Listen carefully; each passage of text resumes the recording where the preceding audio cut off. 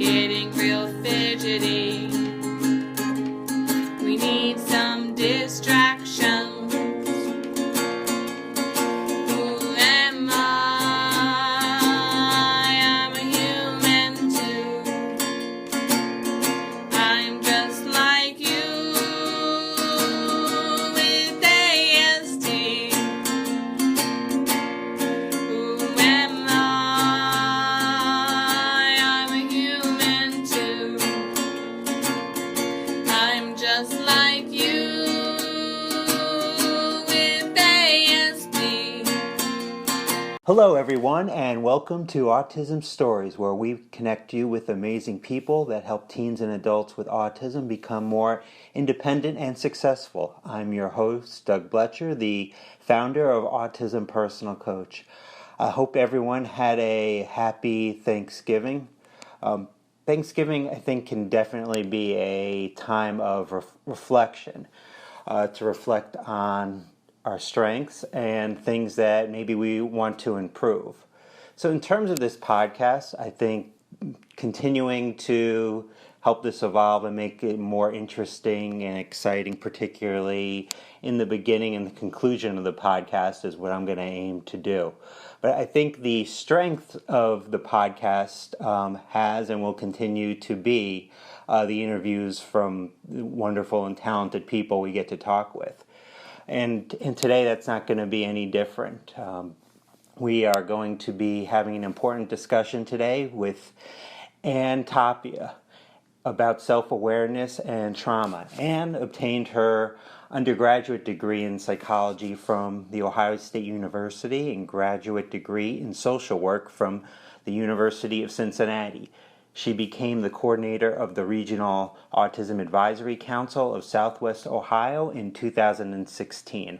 Her experience includes working with children and families within the child welfare, juvenile justice, developmental disabilities, and mental health community.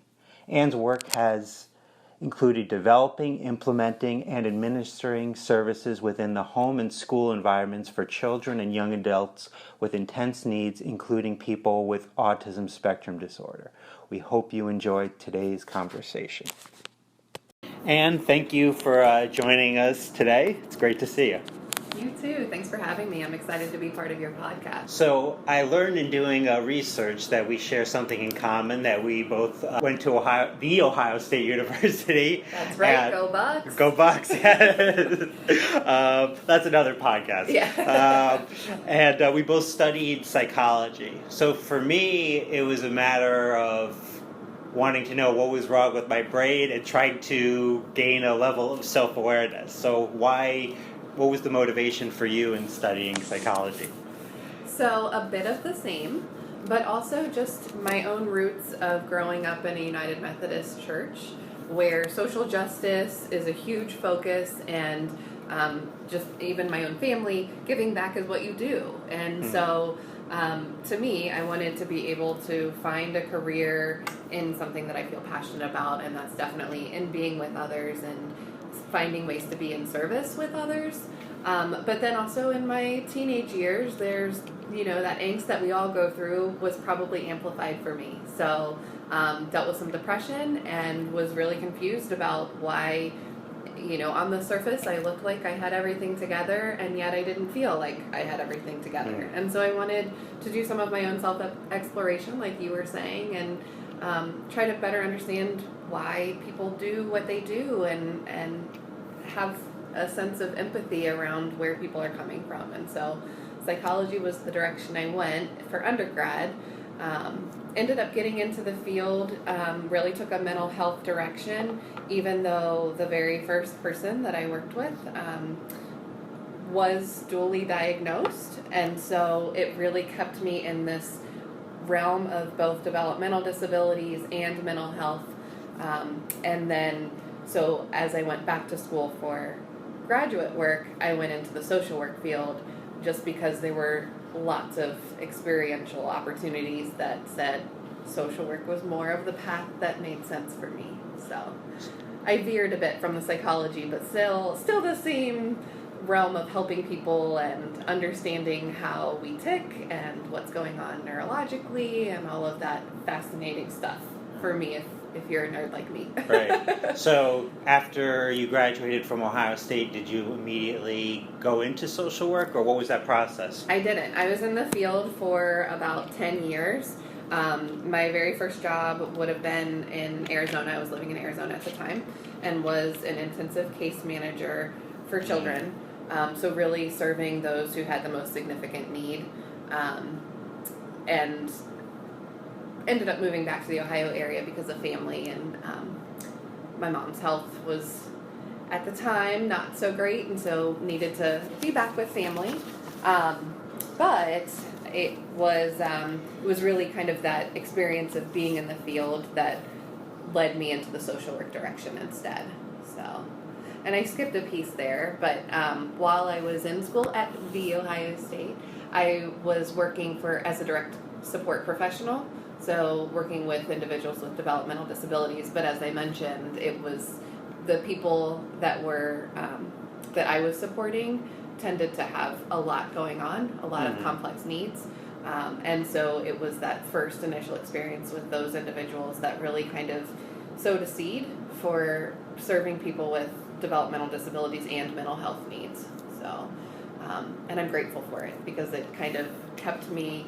Even though a lot of the work that I did in the mental health world maybe didn't have a direct impact on the developmental disabilities in everything that I was doing, there was always this kind of going back to my roots in terms of what about people who have developmental disabilities and what are we doing because they have mental health needs too. So let's make sure that we're serving everyone and that we're building expertise in that area, because a lot of people in the mental health side will say they don't understand developmental disabilities and they feel like they're not the right person to provide support or treatment, and we can't do that. There are far too many people with mental health needs. We need to build up our expertise, and we need to get to a place where we lean on one another's expertise and grow. And when it's out of your scope, then lean on somebody who does feel like they have that capacity to serve. Because there's so much comorbidity, isn't there? That's right, absolutely. And same side with developmental disabilities. There are a lot of people in the developmental disability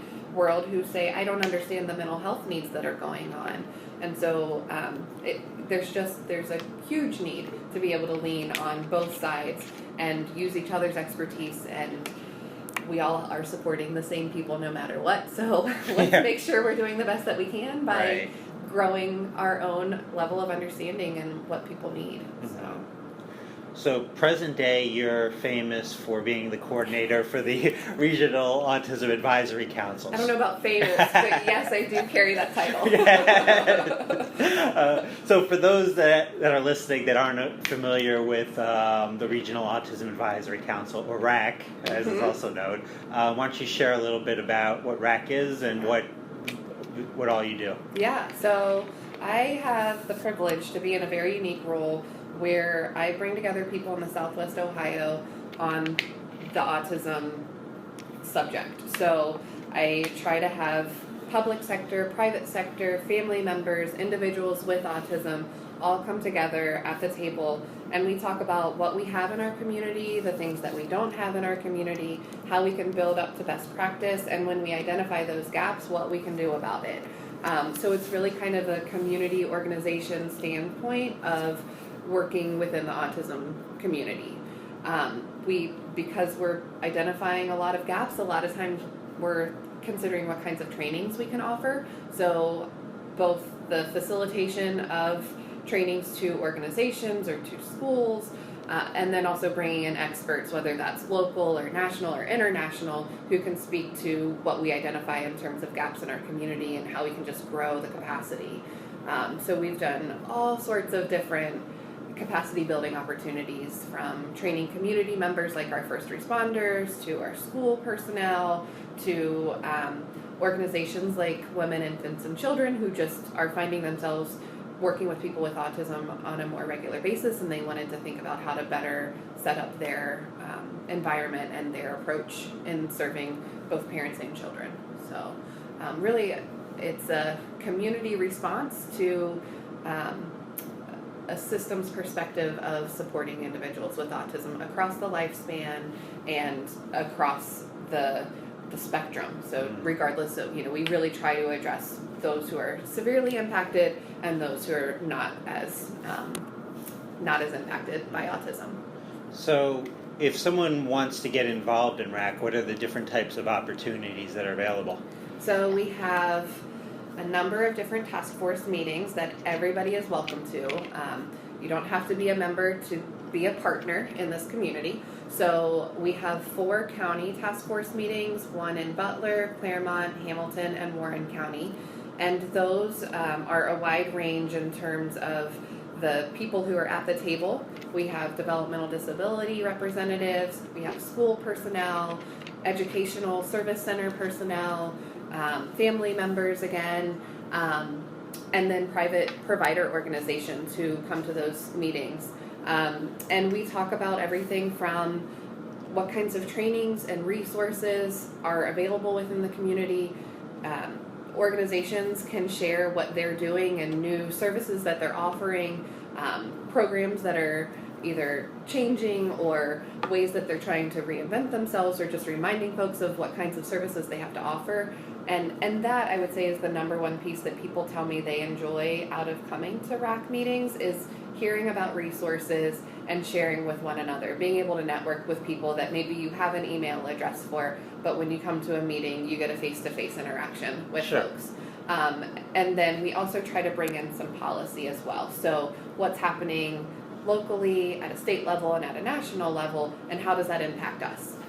So if legislation is coming about, or if there's ideas for legislation that's kind of in the works that we can have some stakeholder input to, I try to bring that back to the group so that people are aware of what's going on nationally at a state level and how that impacts us locally.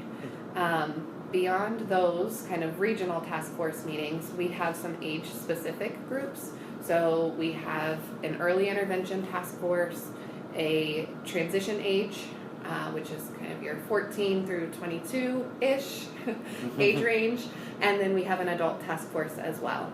And those are people from across our Southwest Ohio area coming together, sharing resources again.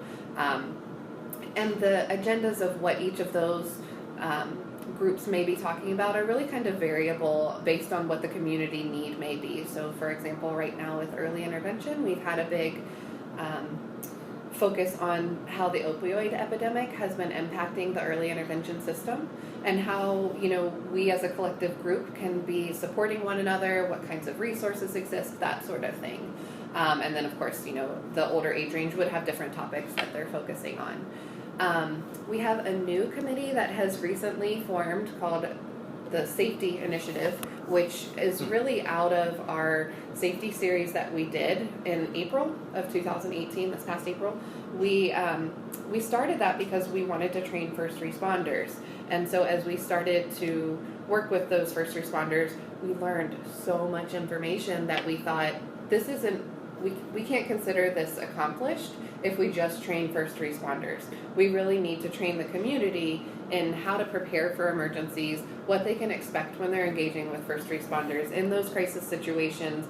What can they do? What should they not? What are the myths that maybe they have about what first responders should be or could be doing that perhaps they can't do? And so we had that safety series form, and we did 4 different trainings. And from that, there was so much momentum and feedback from those who participated or provided expertise that we recognized this can't just be a one and done deal. We need to continue this safety conversation. So we're really just beginning what that can look like, but hopeful to, again, kind of take that resource hub mentality that RAC is and put that in a safety perspective. So as we think about some of the other organizations, safety is universal no matter who you are. Sure. So what is it that other organizations are doing, and how do we share the wealth of resources and opportunity into the community so that people can really make the most of what's out there? So I'm excited about that one being a new one. And then in terms of getting involved, anybody is welcome, so it's a matter of reaching out to find out when and where those individual task force meetings are happening. But if you can't be there physically, I always offer a virtual opportunity. So GoToMeeting, either a phone call or a link that you can log on if you have web access, so that you can still listen in and participate and chime in whenever you can, in terms of the resources and questions and conversation. And I've definitely taken advantage of the virtual, the GoToMeeting app on my phone is very easy to use. Good. I'm glad you said that, and we love having you. I think it's wonderful because we have a kind of perspective of Southwest Ohio because that's who's here in our area, but it's so nice to be able to pull in some of the ideas of our state on a broader level and just the community as a whole, where we are across the country and across the world. So it's good to have lots of perspective, and I appreciate you being part of them. Yeah, it's been very helpful. So if someone is interested in getting involved in RAC, how do they go about contacting you? Yeah, so my email address is Tapia, Tapia, @cchmc.org. Or you're welcome to give me a call. My office number is 513-636-7616. And I'd be glad to figure out where best to plug you in. Usually when someone says they want to be part of my part of the Regional Autism Advisory Council, I'll figure out which task force makes the most sense for that person and then add them onto that email group list. So then you start receiving the email reminders of, hey, our next meeting is blah, blah, blah date. Here's where we're meeting. Here's our GoToMeeting link. And then also I'll share out the meeting minutes after that meeting happens so that if you can't make it for whatever reason, you can still kind of stay up to date about what's happening and what information was shared during those meetings. That's right. So I wanted to talk to you today a lot about self-awareness and trauma. So in terms of self-awareness, I saw that RAC is going to have an all-day training regarding interoception. So for those that don't know what that is, maybe explain what is it? Yeah, so we are very excited to be bringing in an international speaker. Her name is Kelly Mahler, and she wrote the book Interoception, the Eighth Sensory Sense. The idea of interoception is that we all have messages that our body is sending to us every day, all day long. And interoception is the concept that we, one, receive that message, understand what we do with it, and act on it. So those who have challenges with interoception either are over-interpreting what their body messages are telling them, or they're not interpreting them as well as they should. Yeah. Right? So the messages that we get on a regular basis can be anything from my stomach is growling, I'm hungry, I'm going to go get some food so that I feel better. Right. To I need to use the restroom, to emotional reactions that, something that you've just said to me makes me nervous, and so my palms are sweating or my face is getting red, and what do I do with that? How do I calm myself down? So it's this concept of recognizing your body signals, and then what Kelly does an excellent job of, both in her book and what she'll share with us in person, will be some tips on how we help individuals better recognize those signals and give them clues to be able to tap into some changes when they need to provide an intervention for themselves. Both that recognition of, oh, my body's telling me something, and then second step, here's what I need to do about it. So it's an exciting topic that I think is kind of new to the autism field, but when you really look into it, and I would encourage people to check out Kelly's website, there's a ton of videos out there. There's some helpful articles on the topic of interoception, and it really makes a lot of sense for understanding a person with autism, especially some of those kind of invisible components where you see somebody react in a way that doesn't make sense to you, and you can't understand how that person got from A to B. But if you kind of take a step back and you think of it from an interoception perspective of their body just gave them a signal that either they interpreted in a way that maybe wasn't on track, or they didn't interpret that body signal at all and they went in a totally different direction. So it really helps you kind of think about, how can I support that person so that they better understand what their body is telling them and then do something about those messages. And we really can't kind of meet our basic needs if we're not identifying I guess that's the first step, right? Identifying that I have this need right now. Absolutely. Yeah, that's right. I mean, I think even taking it back to the Maslow's hierarchy of needs, your very basic, food, shelter, sleep, all of those basic things that all of us need to address. If we can't get those basic things accomplished, we're never going to get to that self-actualization triangle that, ideally everybody is striving for, right? So it's kind of that initial step, but even interoception will address those emotional aspects of it too. So even if you aren't hungry, perhaps you may be understanding the hunger or the sleep or the, body sensations that you need to be responding to, but perhaps what's a struggle for you might be more of that emotional aspect of understanding when you're getting angry or when you're getting sad and how to manage that emotion in a way that's more helpful in social situations.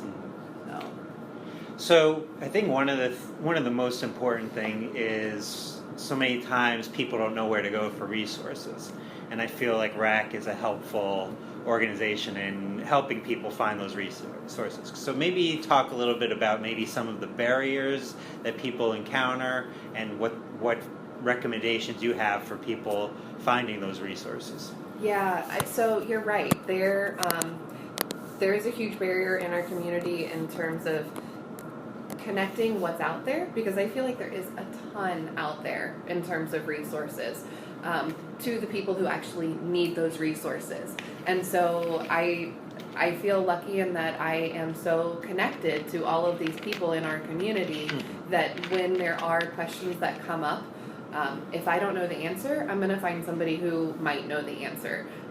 So I think a huge challenge to that resource connection piece is that programs, services, supports are constantly changing.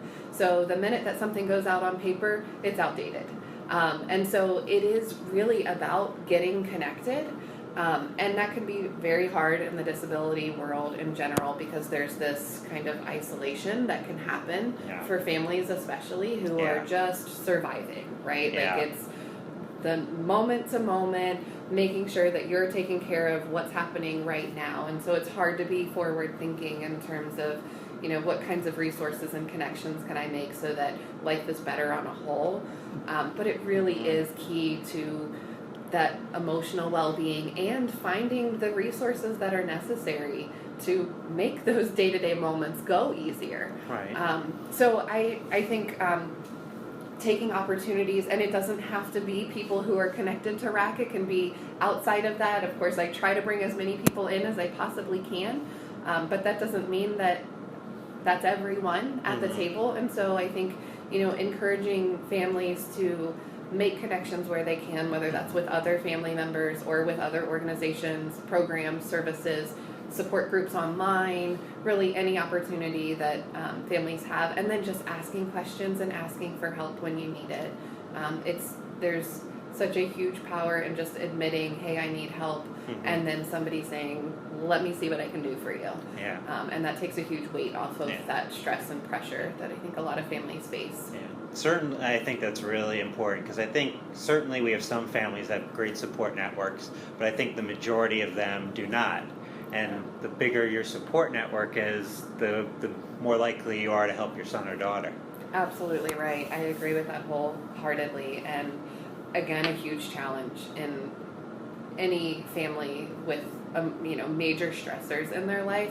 There's this tendency to kind of want to go inward, and reaching out can be a very hard step to take, but critical in everybody's well-being as you move forward. I mean, it's so much better to share that burden and to share that stress and to share the emotional aspect of what goes on with other people, even if it's somebody who's just a listening ear and maybe doesn't have the answers or the resources or the connections, but just the more you can reach out, the better, in terms of finding some of those resources and getting to the connection stage of the supports and services that would be helpful for the person.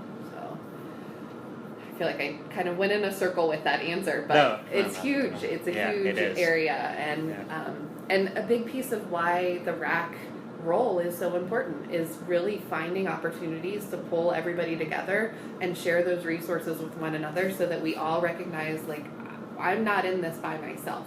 There are other people who are doing this work, and there's plenty of work to be done. So it doesn't have to be about competition, it's about collaboration. Yeah. So, and when you don't have to be a service provider who is doing everything. You can have your niche area and stay really good at what you're doing as a service provider, and then make referrals to others who are doing good work in other places. So yeah, I feel privileged that I get to be that hub of bringing everybody together and then sharing those resources back out. Yeah, it's fantastic. So in doing research for this podcast, I was really excited to learn about a presentation that you gave regarding trauma and resiliency, because so many times, so many of our adult clients, we see that they've had some really intense trauma. So maybe just talk about that presentation a little bit and what happens when we don't kind of treat the trauma and how that affects the individual. Yeah, so what you're referring to was a project I was part of that was a statewide initiative. So Governor Kasich had put out some funding for Strong Families, Safe Communities. And this was following the shootings in Newtown back in, 2013-ish, give or take. Mm-hmm. Yeah. And really, Governor Kasich had come back to our community across the state. When I say community, the state, saying, let's not have a city in Ohio be the next blown up media portrayal of what goes wrong. Let's really be proactive and try to think about how we help people who are in need before they get to such a drastic measure of crisis. And so the request for proposal that went out really said, how do you build on the resources that are in your community already and services that are already out there, but offer them in such a way that is different and addresses this set of people who might accidentally fly underneath the radar. So the project that I was part of was in partnership with a number of different organizations. Hamilton County Developmental Disability Services was the lead on it, and they took a trauma approach.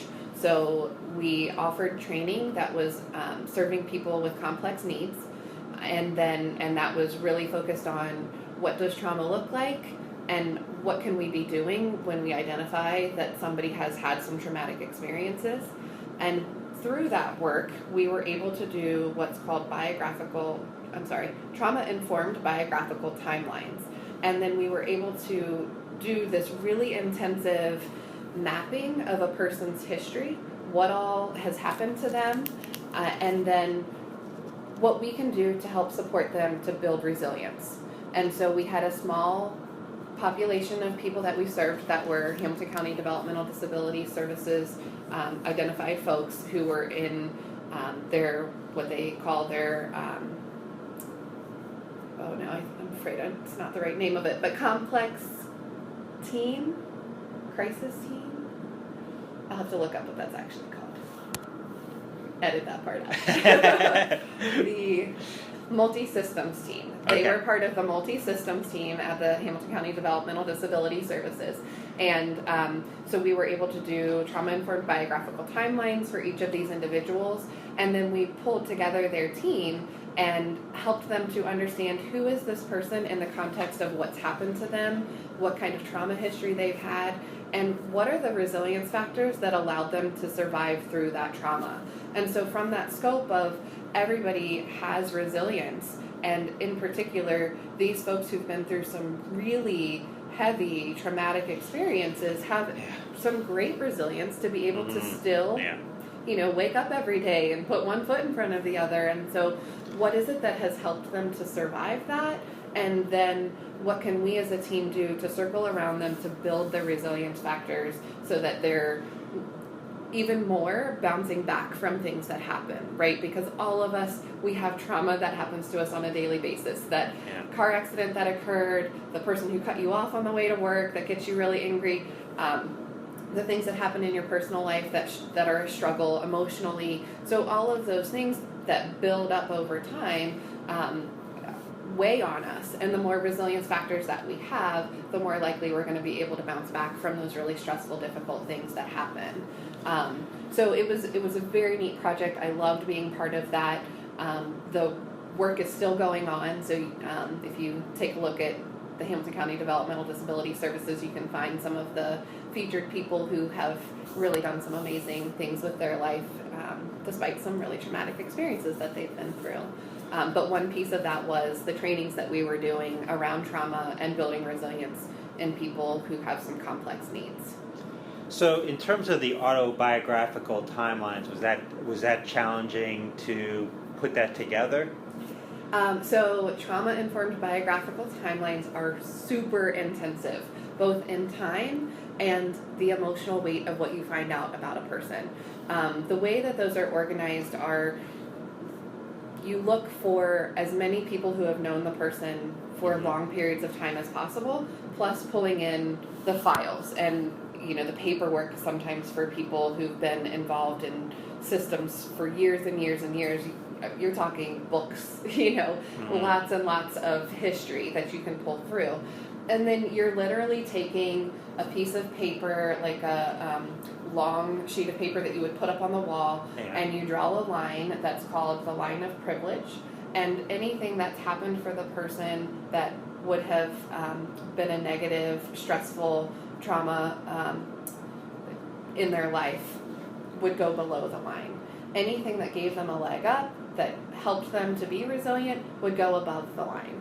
And then you go prenatally, so you go back as far as you possibly can, understanding who that person's parents are or were, and what their life would have been like environmentally during that time. So if there was substance abuse that may have been happening, if they were homeless, if they were being, if maybe the biological parent was removed from their life immediately, all of that information that you can find out, and then everything that happens from prenatal through today, at whatever point you're doing that timeline, and you track it. And every single time that we did them, the team that we would pull together, whoever could make it for those meetings, would have these aha moments of, oh, now I understand this person in a new way. Right. I have a different, perhaps that the team was very empathetic towards the person, but you have a different understanding of that person in a way that is really more about what happened to them and what it is that makes that person tick on a daily basis, and all of the good stuff and all of the bad stuff kind of morphed into this picture of who the person is today that really takes it away from blaming, shaming, the system's perspective of something bad happened and now we're going to react to it. It's really about saying, okay, how can we be proactive now that we understand this person from this trauma-informed perspective to really help them to build up the positive things that they do have in their life so that they can be more successful, so that we can ask them what their dreams are, and then we look at what their strengths are and help them get to the place of, yeah, you can have your own apartment. Or you want to drive? Yeah, let's figure out what it takes for you to be able to be safe in a car and then get to the place where you can get your driver's license. And what is it going to take financially? And approach it in a way that's less about all the things that could go wrong to how do we support you to be successful in what may be a long-term goal. But we're going to think about this in a way that's about you and what you bring to the table and the strengths that you have to help you to be successful in those goals. So it sounds like these timelines really help to give much better quality of care. Absolutely. I think one piece that we recognize happens a lot when working with systems and with agencies is we tend to kind of go at things from this reactive place, that something happened and we're going to respond to it. Yeah. And when we think about trauma-informed care, it's far more about how do we understand this person, who they are and what happened to them, and move forward and help them to be successful based on resilience factors and based on what we know is going to be building them up rather than reminding them of all of the terrible things that have happened to them.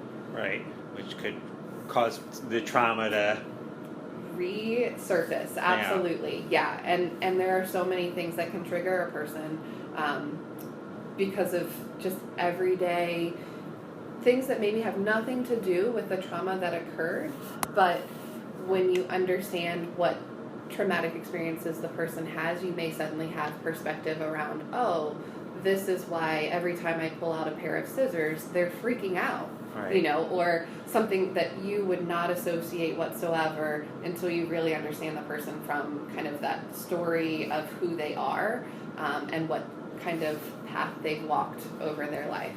Right. So it gives a lot more understanding of how you can do better by engaging with them. You know, what approach can you take that would lead to more success and help them to be more successful in their life as well. Thank you for listening to today's episode.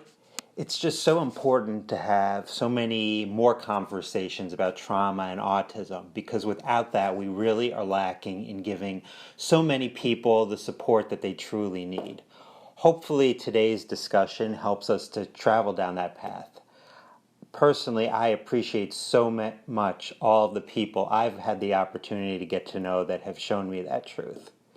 And so often, teens and adults with autism struggle with anxiety and as a result don't have the success in their lives.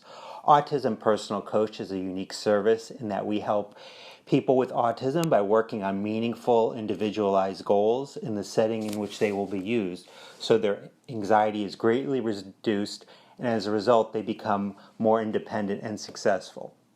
To get an autism coach for a loved one or yourself, it is very easy. All you have to do is email autismpersonalcoach@yahoo.com or call 216-336-5889 and request a coach today. On next week's episode, we will have Debbie Picker, the founder of Fairclea, who will discuss how her organization is finding ways to help people with autism meet their transportation needs. Talk to you then.